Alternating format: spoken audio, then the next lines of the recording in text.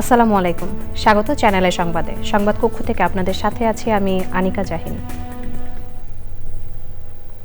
বিস্তারিত সংবাদের শুরুতেই জানিয়ে দিচ্ছি ফ্রেশ আটা ময়দা সুজির সংবাদ শিরোনামগুলো। ট্রাম্পের হুমকির পর যুক্তরাষ্ট্রের সঙ্গে কাজ করতে ভেনেজুয়েলার অন্তর্বর্তী প্রেসিডেন্ট রড্রিগেজের আগ্রহ প্রকাশ। রাজপথ ছাড়বেন না বলে মাদুরোর ছেলের ঘোষণা। রায়ের বাজারে শায়িত 114 জনের মধ্যে 8 জুলাই শহীদের পরিচয় শনাক্ত। ডিএনএ পরীক্ষার পর পুনরায় দাফন করে পরিবারকে কবর হস্তান্তর। শুরু হওয়ার 6 ঘণ্টায় জাতীয় পার্টি ইসলামী আন্দোলন ও স্বতন্ত্র সহ 11টি আপিল আবেদন ইসিতে জমা। চলবে বিকেল 5টা পর্যন্ত। পঞ্চগড়ে শীতার্তদের মাঝে ট্রাই ফাউন্ডেশনের শীতবস্ত্র বিতরণ। অসহায় মানুষের পাশে দাঁড়াতে বিত্তবানদের প্রতি আহ্বান। এবং মোস্তাফিজকে ফেরত পাঠানোয় বাংলাদেশে আইপিএলের সম্প্রচার নিষিদ্ধ। তথ্য ও সম্প্রচার মন্ত্রণালয়ের আদেশ জারি।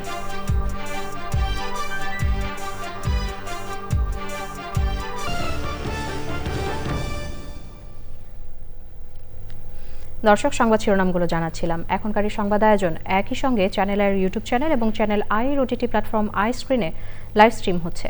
যাচ্ছি বিস্তারিত সংবাদে। ট্রাম্প প্রশাসনের কড়া সতর্কবার্তার পর সহযোগিতামূলক সম্পর্ক চেয়েছেন ভেনেজুয়েলার অন্তর্বর্তী সরকার প্রধান হিসেবে দায়িত্ব নিতে যাওয়া ডেলসি রড্রিগেজ। অন্যদিকে রাজপথ না ছাড়ার কথা বলেছেন নিকোলা মাদুরোর ছেলে মাদুরো গুয়েরা। এই পরিস্থিতিতে সংযমের আহ্বান জানিয়েছে ইউরোপীয় ইউনিয়ন। তবে বিদেশি হস্তক্ষেপের বিরুদ্ধে শক্ত অবস্থানে ভেনেজুয়েলা ও লাতিন আমেরিকার কয়েকটি দেশ। বিস্তারিত জানাচ্ছেন আমিনা রহমান শক্তি। দ্য আটলান্টিক সাময়িকীকে দেয়া সাক্ষাৎকারে মার্কিন প্রেসিডেন্ট ডোনাল্ড ট্রাম্প কঠোর ভাষায় বলেন, অন্তর্বর্তী প্রেসিডেন্ট ডেলসি রড্রিগেজ যদি সঠিক কাজ না করেন তবে তাকে নিকোলাস মাদুরোর চেয়েও বেশি মূল্য দিতে হতে পারে। যুক্তরাষ্ট্রের প্রতিরক্ষামন্ত্রী বলেছেন, যুক্তরাষ্ট্র ভেনেজুয়েলা থেকে যা চায় তা না পেলে আবার হামলা চালানো হবে। ডেলসি রড্রিগেজ ইতিমধ্যে ভেনেজুয়েলার সুপ্রিম কোর্টের আদেশে দেশটির অন্তর্বর্তী প্রেসিডেন্ট হিসেবে শপথ নিয়েছেন। অন্যদিকে মাদুরোর ছেলে নিকোলা মাদুরো গুয়েরা সামাজিক যোগাযোগ মাধ্যমে বলেন, রাজপথে তাদের দেখা যাবে এবং ইতিহাস বলবে কারা বিশ্বাসঘাতক।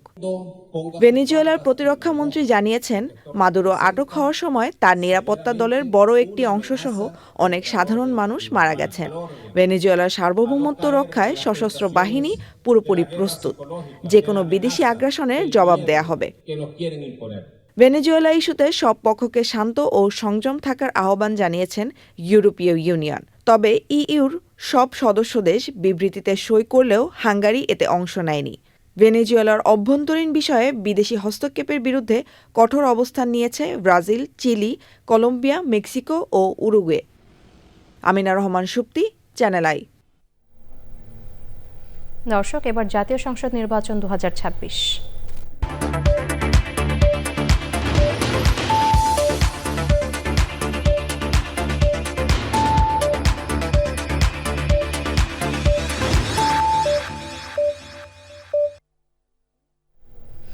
আসন্ন ত্রয়োদশ জাতীয় সংসদ নির্বাচনে মনোনয়নপত্র যাচাই বাছাই শেষ হয়েছে রোববার।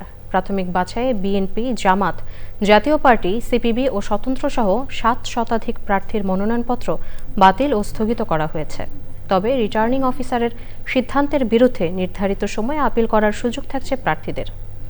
এ মুহূর্তে রাজধানীর আগারগাঁও নির্বাচন কমিশনারের কার্যালয়ে আছেন সহকর্মী রিয়াজ ইসলাম। সরাসরি যাচ্ছি তার কাছে। রিয়াজ, এই মুহূর্তে সেখানে আপিলের জন্য প্রার্থীদের উপস্থিতি কেমন দেখছেন? বিস্তারিত জানান আমাদের।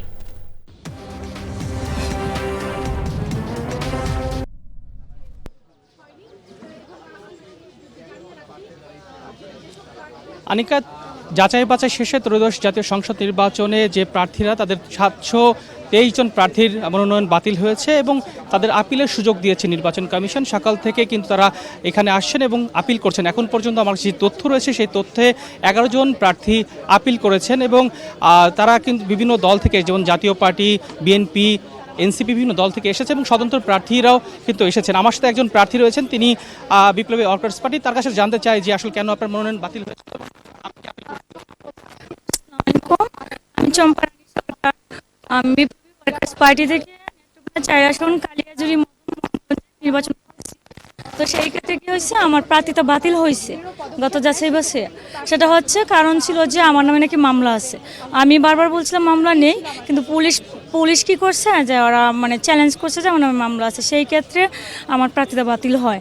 কিন্তু আমি রেকর্ড নিয়ে আসছি যে আমার নামে কোনো মামলা নেই, আমি আমার প্রার্থিতা ফিরে পেতে চাই। সেটা পরিকল্পিত ছিল আমাকে, হ্যাঁ, আপিল করার জন্য আসছি। এছাড়া আমরা দেখেছি যে এখানে সকাল থেকে প্রায় অনেক প্রার্থীরা আসছেন এবং খোঁজ খবর নিচ্ছেন। এছাড়া এইটি সকাল 10টা থেকে শুরু হয়েছে এবং বিকাল 5টা পর্যন্ত চলবে এবং আগামী 9 জানুয়ারি পর্যন্ত। এরপরে আজকে যারা যেই প্রথম 70 জন যারা। রিয়াজ, ধন্যবাদ আপনাকে। রাজধানীর গুলশানে বিএনপির ভারপ্রাপ্ত চেয়ারপারসন তারেক রহমানের বাসভবনে আছেন সহকর্মী মির্জা ইমতিয়াজ। সরাসরি যাচ্ছি তার কাছে। ইমতিয়াজ, বাসভবনে নেতাকর্মীদের এই মুহূর্তে উপস্থিতি কেমন দেখছেন?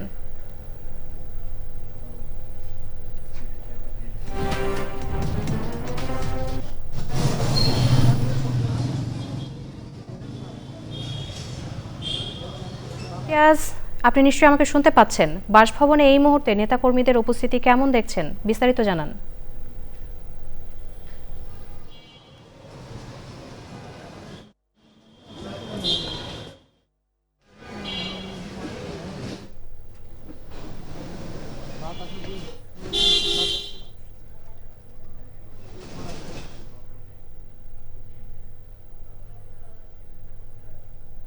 দর্শক, আমরা ইমতিয়াজের সাথে যোগাযোগের চেষ্টা করছি।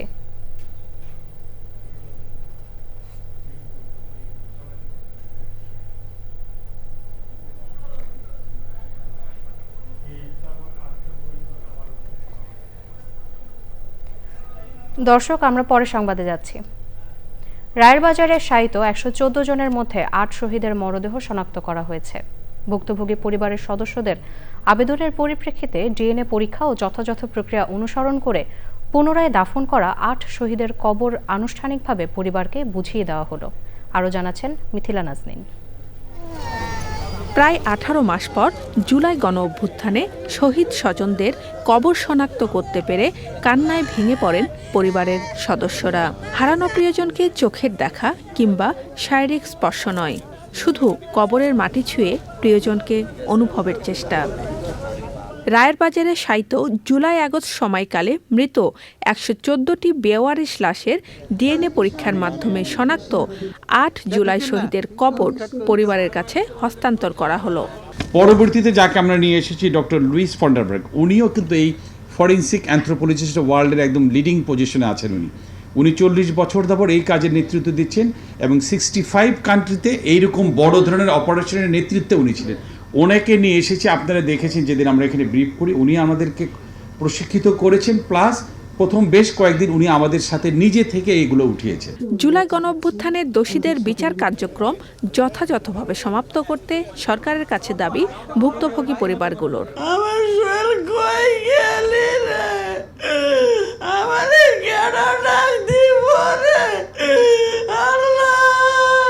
সে 18 জুলাই বাসার থেকে বের হইছে, আর ফিরে নাই। আমার ভাইয়ের লাশটাও ফিরে নাই। আমার ভাইয়ের শেষ দেখাটুকু আমরা দেখতে পারি নাই। ইনকিলাব মঞ্চের ওসমান হাদি ভাই, তার ভূমিকা অনেক ছিল। জুলাই শহীদদের যথাযথ মর্যাদা প্রদানে সরকারের কার্যক্রম অব্যাহত থাকবে বলে জানান গৃহায়ন ও গণপূর্ত উপদেষ্টা। জুলাই অভ্যুত্থানে নিহত সমস্ত শহীদদের আত্মত্যাগ আমাদের জাতীয় ইতিহাসের অবিচ্ছেদ্য অংশ। তাদের এই আত্মত্যাগ জাতির ইতিহাসে চিরস্মরণীয় এবং অম্লান হয়ে থাকবে। আজকের এই দিনে আমরা সেই সব শহীদদের আত্মার মাগফিরাত কামনা করছি এবং তাদের পরিবারের প্রতি গভীর সমবেদনা এবং সম্মান জানাচ্ছি। সার্বিক প্রক্রিয়ায় যুক্ত ছিল জাতিসংঘ মানবাধিকার কমিশন, মুক্তিযুদ্ধ বিষয়ক মন্ত্রণালয় সহ সংশ্লিষ্টরা। Mithila Nazneen, channel I, Dhaka. হিমালয়ের কোল ঘেঁষা সর্ব উত্তরের জেলা পঞ্চগড়ের শীত জেঁকে বসেছে। কনকনে ঠান্ডা ও ঘন কুয়াশায় ঢেকে থাকছে রাস্তাঘাট সহ বিস্তীর্ণ এলাকা। শীতপ্রবণ এই জেলায় প্রতিবারের ন্যায় এবারও শীতার্ত মানুষের পাশে নববর্ষের উপহার হিসেবে শীতবস্ত্র নিয়ে এগিয়ে এসেছে ট্রাই ফাউন্ডেশন। এ রহমান মুকুলের পাঠানো তথ্য ও ভিডিও চিত্রে আল মুকসিদের রিপোর্ট।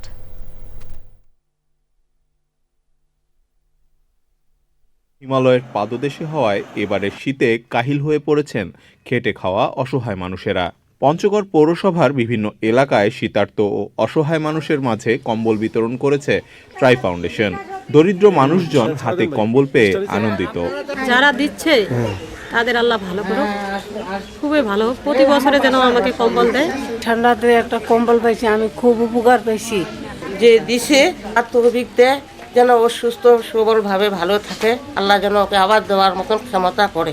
এই কম্বলটা যে পাইলাম আমার উপকার হইল, প্রচণ্ড শীত পঞ্চগড়ে বছর জানি আমরা পাই, আমাদের জন্য অনেক উপকার হয়।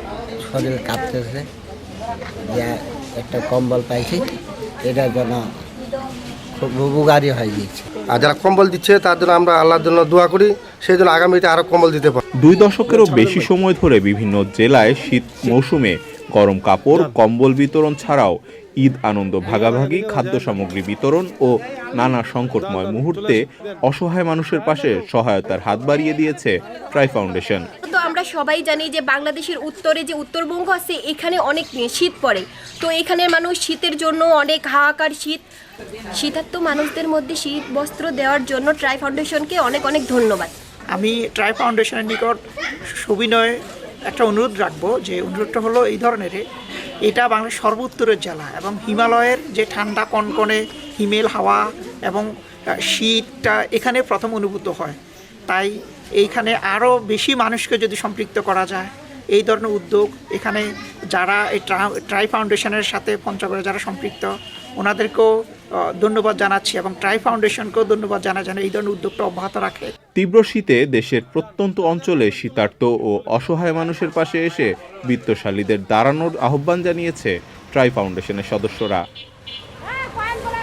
আল মুকসিদ, চ্যানেল আই। দর্শক, সংবাদের এই পর্যায়ে নিচ্ছে একটি বিরতি।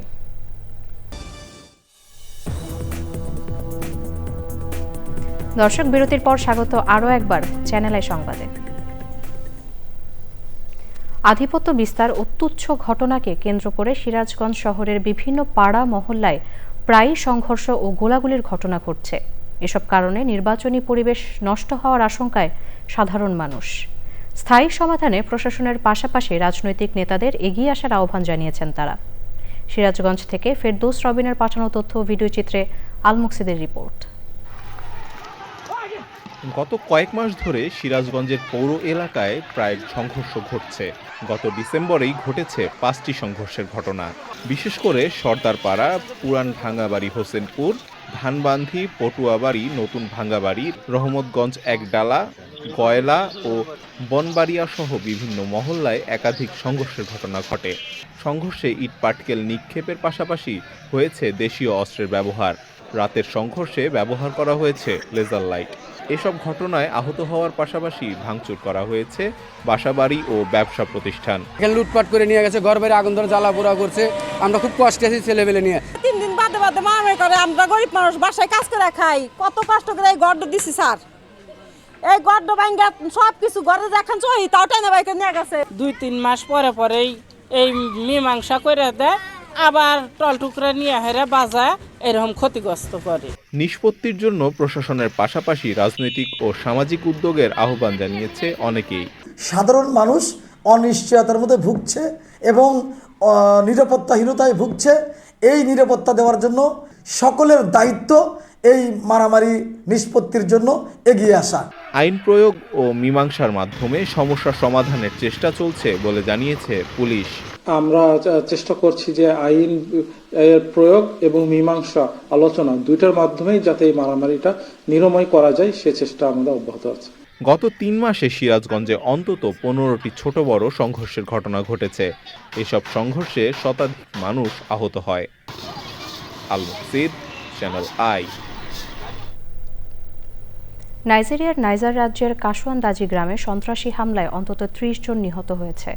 শনিবার বিকেলে বন্দুকধারীরা মোটরসাইকেলে করে গ্রামে ঢুকে বাজারে আগুন দেয়, দোকান লুট করে। অপহরণ করা হয় অজ্ঞাত সংখ্যক মানুষদের। স্থানীয়রা জানিয়েছেন, হামলাকারীরা গ্রামবাসীদের জড়ো করে নৃশংসভাবে হত্যা করে। ঘটনার পর এলাকা জুড়ে আতঙ্ক ছড়িয়ে পড়ে, অনেক মানুষ ঘরবাড়ি ছেড়ে পালিয়ে যায়। স্থানীয় পুলিশ জানিয়েছে, আহতদের সহায়তায় জরুরি দল পাঠানো হয়েছে এবং অপহৃতদের উদ্ধারে অভিযান চলছে। সাম্প্রতিক সময়ে নাইজেরিয়ার বিভিন্ন অঞ্চলে সশস্ত্র অপরাধী গোষ্ঠীর হামলা ও অপহরণের ঘটনা আশঙ্কাজনকভাবে বেড়েছে। দর্শক, এবারে নিটোল টাটা কৃষি সংবাদ।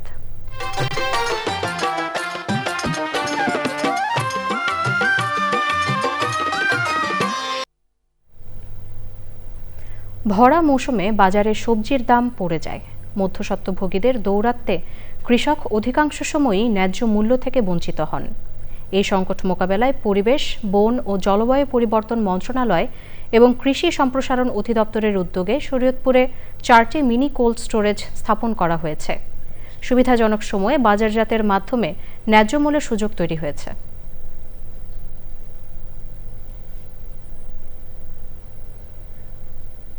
এবারে প্রকৃতি সংবাদ।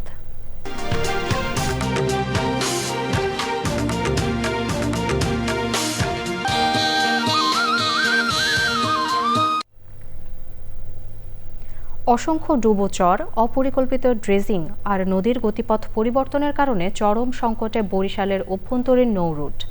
যাত্রী ও নাব্য সংকটে ইতোমধ্যে 15টি নৌপথ বন্ধ হয়ে গেছে। বন্ধ হওয়ার শঙ্কায় 4টি রুট। অতিরিক্ত জ্বালানি খরচ আর পানি সংকটে লঞ্চগুলো এখন মালিকদের গলার কাঁটা হয়ে দাঁড়িয়েছে।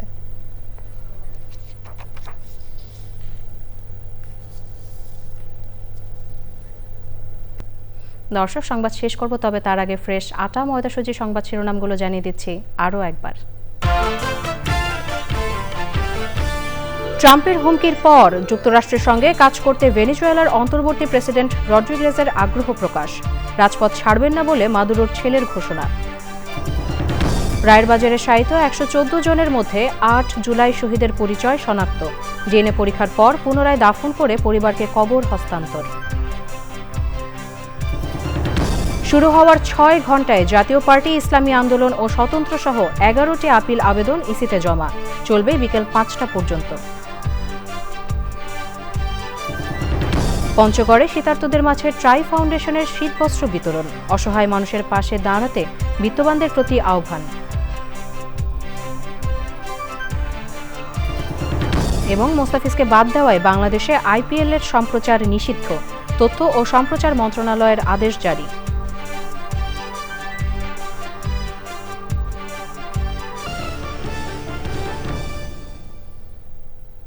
দর্শক, এরই সাথে শেষ করছি চ্যানেলের এখনকার সংবাদ আয়োজন। পরবর্তী সংবাদ দেখার আমন্ত্রণ রইল। এতক্ষণ আমাদের সাথে থাকার জন্য সবাইকে অসংখ্য ধন্যবাদ।